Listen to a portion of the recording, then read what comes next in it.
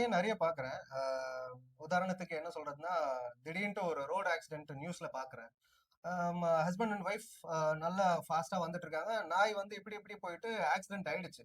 On the spot வந்து அவங்க 2 பேருமே வந்து இறந்துடுறாங்க. ஸோ இது நம்ம கவர்ன்மெண்ட் இதுக்கான நடவடிக்கை என்ன எடுத்திருக்காங்க? இல்ல கவர்மெண்ட் வந்து நடவடிக்கை எடுக்கணும் அப்படின்னு பார்த்துட்டீங்கன்னா, மக்கள் அதுக்கான புகார்கள் குடுக்கணும். கவர்மெண்ட் வந்து ஒவ்வொரு தெருவா வந்து பார்த்துட்டு இருக்க முடியாது. எத்தன நாய் இருக்கு அப்படின்னு. சோ அந்த பகுதியில வந்து இப்போ ஒரு தெருவுல வந்து 10 நாய் இருக்கு, 20 நாய் இருக்குன்னா, நீங்க உங்களுடைய நகராட்சியோ, மாநகராட்சியோ கம்ப்ளைண்ட் பண்ணணும். இந்த மாரி இந்த தெருவுல நாய்கள் இருக்கு, அதிகமா இருக்கு. அதுக்கு நடவடிக்கை எடுங்க அப்படின்னு. அவங்க குடுக்காம வந்து நடவடிக்கை எடுக்க மாட்டாங்க. சோ அதான் பிரச்சனை. மக்கள் வந்து பேசுவாங்க. ஆனா ரிட்டர்ன்ல எத்தன கம்ப்ளைண்ட் நகராட்சிக்கோ, மாநகராட்சிக்கோ போயிருக்குன்னு பார்த்தீங்கன்னா, இருக்கவே இருக்காது. கரெக்ட். குடுக்கறதில்ல. சோ அதனால கம்ப்ளைண்ட் பண்ணீங்கன்னா, அதுக்கான நடவடிக்கைகள் கண்டிப்பா நகராட்சி, மாநகராட்சி கண்டிப்பா எடுக்கும். அதுக்கான ஃபண்ட் அலாட்மென்ட்டும் இருக்கு. இல்ல அப்படின்னு சொல்ல முடியாது. நீங்க வந்து ரைட் டு இன்ஃபர்மேஷன் ஆக்ட்ல கேட்டீங்கன்னு வச்சுக்கோங்களேன், எத்தன நாய்களுக்கு ஸ்டெரிலைசேஷன் பண்ணியிருக்காங்க. அதாவது ஏபிசி ட்ரீட்மென்ட் சொல்லுவாங்க. Animal birth control. பண்ணியிருக்கீங்கன்னா அவங்க ஒரு லிஸ்ட் வைப்பாங்க.